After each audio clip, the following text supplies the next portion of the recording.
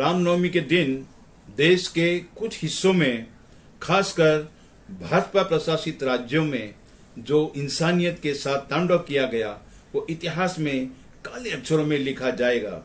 आदर्श मर्यादा पुरुषोत्तम श्री राम के नाम का सहारा लेकर ये गुंडे दंगाई अपने आकाओं से कुछ पैसे लेकर इंसानियत का कत्ल कर रहे हैं। इतने जालिम और बेरहम हो गए हैं कि उनको बच्चे, बीमार और बूढ़े भी नहीं दिखाई देते।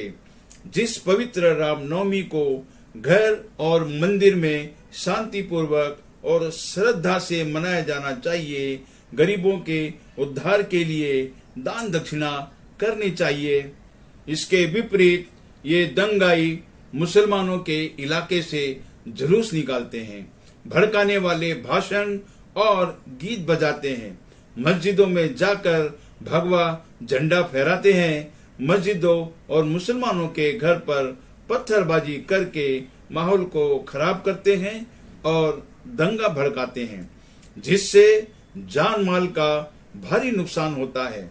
घरों में भी तोड़फोड़ और आगजनी करके लोगों को बेघर कर देते हैं। यह देश कोरोना की महामारी की मार से अभी तक पूरी तरह से उभर भी नहीं पाया है और लगभग 2 सालों से लॉकडाउन से जूझ रहे काफी लोग बेरोजगार भी हो गए हैं। महंगाई भी हर दिन डैन की तरह विकराल रूप ले रही है। इन सब विकट परिस्थितियों में देशवासी पहले से ही बदहाल और परेशान हैं, लगभग भूखमरी की हालत में हैं। ऐसी अधमरी हालत में मुश्किल से जीवन यापन कर रहे लोगों के साथ यह दंगाई उनके जीवन में जहर घोलने और उनको बर्बाद करने का काम कर रहे हैं। यह परिस्थिति देखकर मुझे एक तस्वीर की याद आ गई, जिसे साउथ अफ्रीका के एक फोटोग्राफर जर्नलिस्ट केविन कार्टर ने 1993 में सूडान के अकाल यानी भूखमरी के समय खींचा था और शूट करने के बाद उसको वायरल कर दिया था, जिसमें एक गिद्ध भूख से मर रही एक छोटी बच्ची के मरने का इंतजार कर रहा है। इस तस्वीर के लिए उन्हें पुलित्जर पुरस्कार से सम्मानित किया गया था। जब वे चर्चा में आए तो मीडिया और लोगों ने उनसे मिलना और फोन पर बात करना शुरू कर दिया। ऐसे में एक व्यक्ति ने फोन इंटरव्यू के दौरान उनसे पूछा कि उस लड़की का क्या हुआ। कार्टर ने कहा कि वह देखने के लिए रुके नहीं, क्योंकि उन्हें फ्लाइट पकड़नी थी। इस पर उस व्यक्ति ने कहा कि मैं आपको बताना चाहता हूं कि उस दिन वहां 2 गिद्ध थे, जिसमें से एक के हाथ में कैमरा था। इतना सुनने के बाद कार्टर को दिल से इतनी आत्मग्लानि हुई कि वे डिप्रेशन में चले गए और उन्होंने आत्महत्या कर ली। कार्टर आज जिंदा होते अगर वे उस बच्ची को उठाकर किसी संस्था या हॉस्पिटल के हवाले कर देते जहां पर वह बच सकती थी। कार्टर में इंसानियत थोड़ी बची थी और उनकी आत्मा भी जिंदा थी, इसीलिए मरती हुई बच्ची को मदद न करने पर आत्महत्या कर ली। वर्तमान परिस्थितियों में भी गिद्धों के 2 झुंड यानी समूह हैं। एक तो झुंड जुलूस में हिस्सा लेने वालों का है, जिनकी इंसानियत के साथ साथ आत्मा भी मर चुकी है और परिस्थितियों से बदहाल होकर तिल तिल कर मर रहे लोगों को सहायता करके बचाने की बजाय नोच नोच कर खाना चाहते हैं। ये लोग वास्तव में गिद्ध हैं। और दूसरा गिद्धों का झुंड केविन कार्टर की तरह तमाशबीनों का है, जो कि प्रयासों के साथ ऐसी दुर्घटनाओं को रोक सकते हैं, जैसा कि बिहार के कटिहार में वहां के स्थानीय लोगों ने ह्यूमन चेन बनाकर किसी अनहोनी दुर्घटना को रोका। हजारों लाखों सलाम है उन लोगों को। क्या दोनों झुंडों को केविन कार्टर की तरह फैसला लेना चाहिए?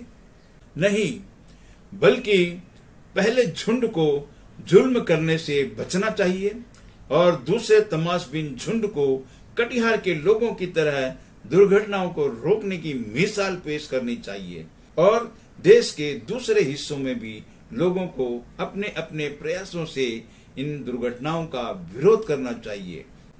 अब मैं जुलूस में हिस्सा लेने वालों को आदर्श मर्यादा पुरुषोत्तम श्री राम के बारे में थोड़ी जानकारी देना चाहता हूँ, क्योंकि अगर उनको पता होता तो वे लोग इस तरह के जुलूस का हिस्सा ना बनते, और मैंने नहीं बताया तो इस वीडियो का मकसद अधूरा रह जाएगा। जिस आदर्श श्री राम के नाम का सहारा लेकर यह सब कुकृत्य करते हैं, इन लोगों को श्री राम के बारे में कुछ भी पता नहीं है। मर्यादा पुरुषोत्तम संस्कृत का शब्द है। मर्यादा का मतलब होता है सम्मान और न्यायपरायण। वहीं पुरुषोत्तम का अर्थ होता है पुरुषों में उत्तम यानी सर्वोच्च व्यक्ति। श्री राम को मर्यादा पुरुषोत्तम इसलिए कहा जाता है कि उन्होंने कभी अपनी मर्यादा का उल्लंघन नहीं किया। उन्होंने सदैव अपने माता पिता और गुरु की आज्ञा का पालन किया, साथ ही अपनी प्रजा का ख्याल भी रखा। वे न सिर्फ एक आदर्श पुत्र थे बल्कि आदर्श भाई, पति और राजा भी थे। इतना ही नहीं, श्री राम अपने पूरे परिवार और अयोध्या में अपने आदर्शों के कारण सबके चहेते थे। श्री राम अपने सभी कर्तव्यों का पालन पूर्णता के साथ करते थे। अपने पिताश्री राजा दशरथ के वचन को निभाने की खातिर श्री राम ने वनवास जाने का निर्णय लिया। राजपाट का मोह त्याग कर और अपने पिताश्री के आदेश का पालन करके श्री राम ने त्याग भावना और आज्ञा पालन की एक बेहतरीन मिसाल कायम की। सबसे ज्यादा श्री राम एक आदर्श राजा के रूप में प्रसिद्ध थे। उनके राज्य में कभी कोई चोरी डकैती नहीं होती थी और उनके राज्य में कभी कोई भूख से नहीं मरा। सबके साथ न्याय होता था। सभी लोग श्री राम के राज में बहुत सुखी थे। श्री राम के लिए अपने रिश्तों से ज्यादा उनकी प्रजा मायने रखती थी, इसीलिए अपनी प्रजा को हमेशा ज्यादा महत्व दिया।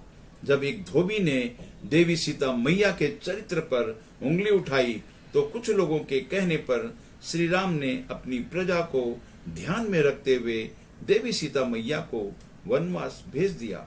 उनका यह निर्णय प्रजा का ध्यान रखते हुए प्रजा की इच्छाओं को रिश्तों से ऊपर सर्वोपरि रखने की एक बेहतरीन मिसाल थी।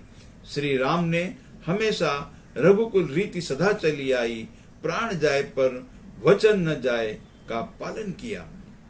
इसीलिए हमेशा अच्छे शासन की तुलना राम राज्य के साथ की जाती है। मोदी जी ने भी कहा था कि राम राज्य बनाएंगे। मैं मोदी जी से पूछना चाहता हूँ कि क्या यही राम राज्य है? मोदी जी, आप श्री राम के कितने आदर्शों का पालन करते हैं? क्योंकि श्री राम के आदर्शों के पालन किए बगैर राम राज्य नामुमकिन है। मोदी जी, आपको भी श्री राम की तरह अपनी प्रजा का ध्यान रखना चाहिए। उन्हें किसी बात की तकलीफ नहीं पहुंचनी चाहिए। और मैं जुलूस में हिस्सा लेने वालों से भी गुजारिश करना चाहता हूं कि आप लोग भी मर्यादा पुरुषोत्तम श्री राम के आदर्शों का अनुसरण और पालन कीजिए, क्योंकि आप लोग अभी घमंडी रावण की विनाशकारी नीति का पालन कर रहे हैं, जिसका वध मर्यादा पुरुषोत्तम श्री राम ने किया था। यह तो आप लोगों ने सुना ही होगा कि विनाश काले विपरीत बुद्धि, मतलब विनाशकारी नीति का पालन करने वाले का एक दिन रावण की तरह ही बुरा अंत होता है।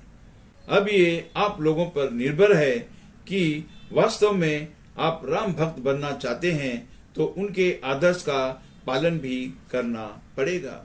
इसी के साथ मैं आप लोगों से विदा लेता हूं। जो लोग मेरे चैनल पर नए हैं प्लीज सब्सक्राइब कर लें और बेल आइकन के बटन को भी दबा दें ताकि नई वीडियोस की नोटिफिकेशन मिलती रहे। अगर मेरा ये वीडियो पसंद आया है तो लाइक, कमेंट और शेयर करें। जय हिंद।